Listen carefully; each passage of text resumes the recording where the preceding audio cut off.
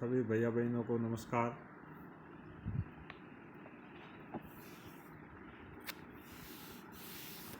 पिछले वीडियो में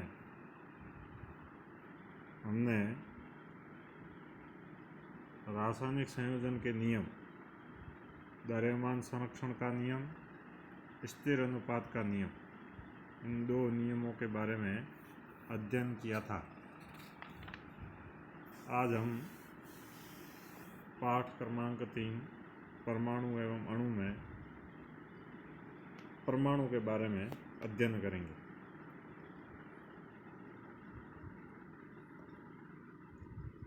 किसी भी दीवारों से एक कमरा बंद एवं कई कमरों के समूह से एक इमारत निर्मित होती है। कहने का मतलब, जो ईंटें होती हैं वे दीवार बनाती हैं, दीवार मिलकर कमरे का निर्माण होता है और जब कमरे आपस में मिल जाते हैं तो एक इमारत का निर्माण होता है। उस इमारत की रचनात्मक इकाई ईंट हैं। इसी प्रकार सभी द्रव्य यानी सभी पदार्थ की रचनात्मक इकाई जो होती है वो परमाणु होती है। ध्यान ये रखना है कि जो भी पदार्थ है, पदार्थ की अपन ने अवस्थाएं पढ़ी प्रथम पाठ के अंदर, ठोस, द्रव, गैस, बोस, प्लाज्मा, ये पदार्थ की अवस्था है। कोई भी जो पदार्थ है उसकी रचनात्मक इकाई क्या है? तो किसी भी पदार्थ की रचनात्मक इकाई परमाणु होती है। उसको समझने के लिए जैसे अपन ने एक उदाहरण दिया कि ईंट है, ईंट से क्या बन गया? दीवार, दीवार से क्या बन गया? कमरा, कमरे से क्या बन गया? इमारत। तो उस इमारत का निर्माण कहाँ से शुरू हुआ? ईंट से। इसलिए इमारत की रचनात्मक इकाई क्या है? ईंट। इसी प्रकार से जितने भी पदार्थ हैं, जितने भी द्रव्य हैं, उन सभी पदार्थों की रचनात्मक जो इकाई होती है वो परमाणु है। क्योंकि परमाणु से ही द्रव्य का निर्माण शुरू होता है, परमाणु से ही पदार्थ का निर्माण शुरू होता है। इसलिए परमाणु को पदार्थ की रचनात्मक इकाई कहा जाता है। अगला आता है परमाणु का आकार। आकार का हो सकता है। परमाणु बहुत छोटे होते हैं। ये किसी भी वस्तु जिसकी हम कल्पना या तुलना कर सकते हैं से भी छोटे होते हैं। परमाणु इतने छोटे होते हैं कि अपन ने जो छोटी चीज़ देखी है, जिसके बारे में कल्पना की है, उससे भी छोटे होते हैं। लाखों परमाणुओं को जब एक के ऊपर एक चट्टे के रूप में रखें, लाखों परमाणु इकट्ठा करें, उसको एक के ऊपर एक प्रकार चट्टे के रूप में यदि रखते हैं तो बड़ी कठिनाई से यानी बहुत मुश्किल से जाकर कागज़ की एक शीट जितनी मोटी परत बनती है। यानी कागज़ जो होता है, पेज जो होता है, उसकी मोटाई कितनी होती है? लंबाई चौड़ाई छोड़िए, मोटाई बहुत बारीक है, बाल के बराबर। इसी प्रकार से लाखों परमाणु यदि अपन चट्टे के रूप में एक दूसरे के ऊपर इस प्रकार से जमा लेते हैं तो वो कागज़ की जितनी मोटाई होती है इतना परमाणु हमें प्राप्त हो सकता है। कहने का मतलब इतने परमाणु छोटे होते हैं। परमाणु की त्रिज्या को नैनोमीटर में मापा जाता है। क्योंकि नैनोमीटर में इसलिए नापते हैं क्योंकि वो छोटे होते हैं आकार में, इसलिए नैनोमीटर में नापते हैं। सापेक्ष आकार, परमाणु का सापेक्ष आकार है ना, कुछ उदाहरण दे रखे हैं उन परमाणुओं का सापेक्ष आकार। उसकी जो त्रिज्या है वो मीटर की है। जैसे हाइड्रोजन परमाणु है, इसका जो त्रिज्या होती है, हाइड्रोजन परमाणु की जो त्रिज्या होती है वो 10⁻⁻10, जल 10⁻⁻9, हीमोग्लोबिन 10⁻⁻8, रेत के कण जो होते हैं उनकी जो त्रिज्या होती है वो 10⁻⁻4, चींटी इसकी जो त्रिज्या 10⁻2, तरबूज इसकी 10⁻1। ये सापेक्ष आकार परमाणुओं का दे रखा है। कुछ उदाहरण दिए हैं, इन उदाहरणों का सापेक्ष आकार दे रखा है, त्रिज्या मीटर में बता रखी। परमाणु का आकार इतना सूक्ष्म है कि हम इसे नगण्य मान सकते हैं, यानी परमाणु इतने छोटे हैं कि इसको अपन ये कह सकते हैं कि ये नहीं के बराबर है, क्योंकि हमारा जो पूरा विश्व है वो परमाणु से बना, चाहे हम इन्हें देख भी नहीं सकते। परमाणु है वो हमें दिखाई नहीं देता है, परंतु पूरी सृष्टि, पूरा विश्व इस परमाणु से ही निर्मित है।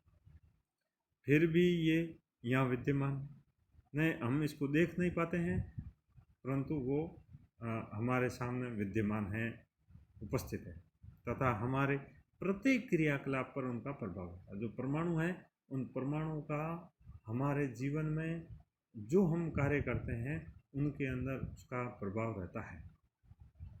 अब हम आधुनिक तकनीकों की सहायता से तत्व की सतहों के आवर्धित प्रतिबिंबों को देख सकते हैं। आजकल आधुनिक यानी टेक्नोलॉजी आ गई, उस तकनीकी की सहायता से अपन तत्व के सतही भाग को प्रतिबिंबों द्वारा, सूक्ष्मदर्शियाँ आती है, इन सूक्ष्मदर्शियों के द्वारा अपन है जो प्रतिबिंब देख सकते हैं ना, उनको छोटे छोटे कण जो हैं वो उनको अपन देख सकते हैं, जिनमें उपस्थित परमाणु स्पष्ट दिखाई देते हैं। एक नीचे ये चित्र जो दे रखा है, सिलिकॉन सतह का प्रतिबिंब है। सिलिकॉन एक पदार्थ है, उस पदार्थ की सतह पर यदि सूक्ष्मदर्शी में देखेंगे तो इस प्रकार की परमाणु की अपन को संरचना दिखाई देगी। विभिन्न तत्वों के परमाणु के आधुनिक प्रतीक। तत्वों की खोज निरंतर जारी है, और जैसे ही तत्वों की खोज होती है तो उनका नामकरण होता है, किस प्रकार से होता है, उनके पहचान चिन्ह क्या है, जिसको अपन प्रतीक कहते हैं। देखिए, डाल्टन ऐसे प्रथम वैज्ञानिक थे जिन्होंने तत्वों के प्रतीकों का प्रयोग अत्यंत विशिष्ट अर्थ में किया। सबसे पहले तत्वों के प्रतीकों के बारे में जो जानकारी है वो डाल्टन ने दी। जब उन्होंने किसी तत्व के प्रतीक का प्रयोग किया तो यह प्रतीक उस तत्व की एक निश्चित मात्रा की ओर इंगित करता था, अर्थात यह प्रतीक तत्व के एक परमाणु को प्रदर्शित करता था। डाल्टन ने जो परमाणुओं के पहचान चिन्ह बनाए, प्रतीक बनाए, तो वो एक परमाणु को प्रदर्शित करता था। इस प्रकार के प्रतीक बनाए जिससे उनमें परमाणु के बारे में पता चलता है। ब्रिजेलियस ने तत्वों के ऐसे प्रतीकों का सुझाव दिया जो उन तत्वों के नामों के एक या दो अक्षरों से प्रदर्शित हो सके। दूसरे एक वैज्ञानिक आए, ब्रिजेलियस, उन्होंने तत्वों के प्रतीकों को थोड़ा सरलतम दृष्टि से उन्होंने कहा कि तत्वों का जो नाम है उसके एक या दो अक्षर से उसका पहचान चिन्ह बनाया जाए। देखिए, ये जो टेबल दिखाई दे रही है, ये डाल्टन द्वारा सुझाए गए कुछ तत्वों के प्रतीक है। हाइड्रोजन के बारे में उन्होंने, डाल्टन ने क्या बताया, इस प्रकार से जो संरचना चित्र में बनाई हुई है वो, जैसे फास्फोरस है, इस प्रकार का चिंबल यदि है, गोल घेरा है और बीच में एक बिंदु साइज है, तो यदि ऐसा यदि कहीं पर चिन्ह बनाया हुआ है, इसका मतलब ये पहचान चिन्ह है किसका, हाइड्रोजन का। हाइड्रोजन, फिर बाद में फास्फोरस है, कॉपर है, गोल्ड है, कार्बन है, सल्फर है, सीसा है, प्लेटिना है, ऑक्सीजन है, आयरन है, सिल्वर है, पारा है, ये सभी पहचान चिन्ह डाल्टन ने बनाए। इस प्रकार के यदि जैसे गोल घेरा है, पीला है, प्लेटिना है, एल लिखा हुआ है सीसा है, एस लिखा हुआ सिल्वर है, आई लिखा हुआ आयरन है, कुछ नहीं खाली है, सिर्फ गोल घेरा, इसका मतलब ऑक्सीजन है। ये डाल्टन के पहचान चिन्ह थे। परंतु ब्रिजेलियस जो वैज्ञानिक हुए, उन्होंने इस प्रकार से प्रतीक का उन्होंने नहीं सुझाव दिया, उन्होंने एक नए तरीके से सुझाव दिया। कैसे दिया कि उनका जो नाम जो होता है तत्व का, जैसे हाइड्रोजन है, तो हाइड्रोजन का उन्होंने कहा कि जो इंग्लिश में अपन स्पेलिंग लिखते हैं तो उसका प्रथम अक्षर ले लीजिए, एक अक्षर ले लो या दो अक्षर ले लो, इस प्रकार से उन्होंने पहचान चिन्ह बताया। प्रारंभ में तत्वों के नामों की व्युत्पत्ति उन स्थानों के नामों से की गई जहाँ से वे पाए गए। सबसे पहले तत्वों का नाम कैसे देते थे कि जहाँ से तत्व मिला है उस स्थान के आधार पर उसका तत्व का नाम दिया जाता है। जैसे कॉपर, कॉपर का नाम साइप्रस से व्युत्पन्न हुआ। कुछ तत्वों के नामों को विशिष्ट रंगों से लिया गया, जैसे उदाहरण रंग, जैसे स्वर्ण, गोल्ड का नाम अंग्रेजी के उस शब्द से लिया गया जिसका अर्थ होता है पीला। अंग्रेजी के उस शब्द से लिया गया जिसका अर्थ होता है पीला, और जिसको अपन स्वर्ण बोलते हैं। आजकल एक पद्धति चलती है जिसका नाम है international union for furrow and applied chemistry, जिसको वो शॉर्टकट में बोलते हैं IUPAC। ये तत्वों के नामों को स्वीकृति प्रदान करती है। ये एक पद्धति है। इस पद्धति के द्वारा आजकल जितने भी तत्व खोजे जा रहे हैं उन तत्वों का नामकरण किया जाता है। प्रश्न एक शॉर्टकट में पूछ लेते हैं, छोटा प्रश्न पूछ लेते हैं। कौन सी पद्धति के द्वारा तत्वों का नामकरण किया जाता है? IUPAC या IUPAC का फुल फॉर्म बताइए। इस प्रकार का भी एक प्रश्न पूछ सकते हैं परीक्षाओं में।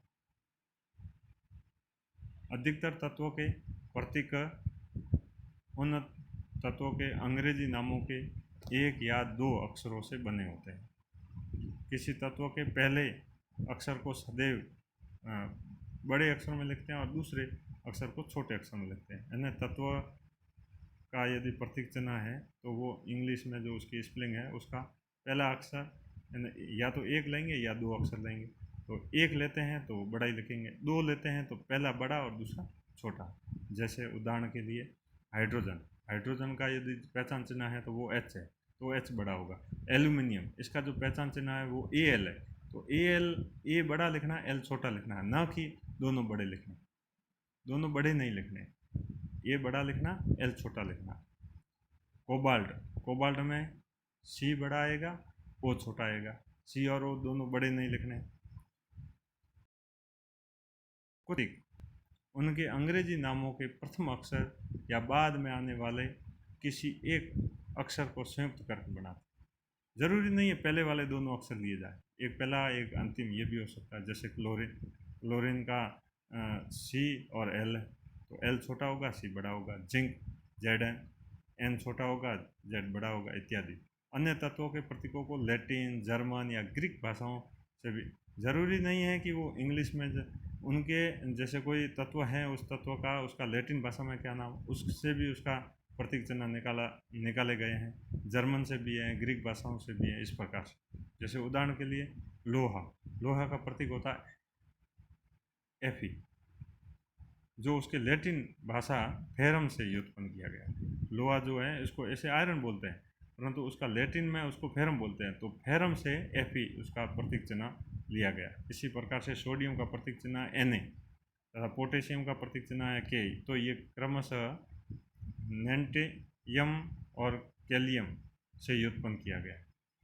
इस प्रकार प्रत्येक तत्व का एक नाम एवं एक अद्वितीय रासायनिक प्रतीक होता है। कोई भी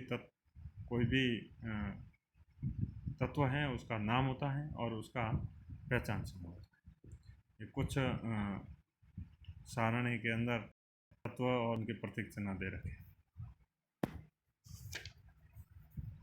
जैसे एल्यूमिनियम, इसका प्रतीक चिन्ह Al, argon Ar, beryllium Ba, boron B, bromine Br, calcium Ca, carbon C, chlorine Cl, cobalt Co, copper Cu, fluorine F,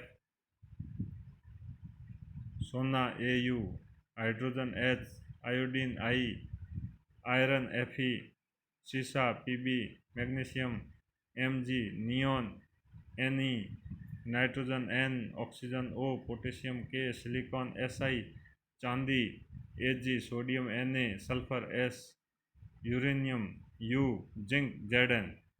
ये कुछ अपने इस कोर्स के अंदर तत्व और उनके प्रतीक दे रखे हैं जो अपन को याद करने हैं। अपने विज्ञान जहाँ जहाँ पढ़ेंगे उस वक्त ये तत्व और उसके पहचान चिन्ह प्रतीक काम में आएंगे। और ये 4 प्रश्न आपको अभ्यास पुस्तिका में करने हैं। पहला प्रश्न है परमाणु किसे कहते हैं। दूसरा, डाल्टन द्वारा सुझाए गए तत्वों के प्रतीक लिखिए। डाल्टन ने जो तत्व सुझाए थे उनके प्रतीक क्या थे, उनकी एक सारणी बनानी। हीमोग्लोबिन परमाणु, हीमोग्लोबिन जो अणु होता है उसका परमाणु का आकार कितना है, सापेक्ष आकार लिखना है। IUPAC का पूरा नाम लिखना है। 4 प्रश्न आपको मेरे कार्य में करना है।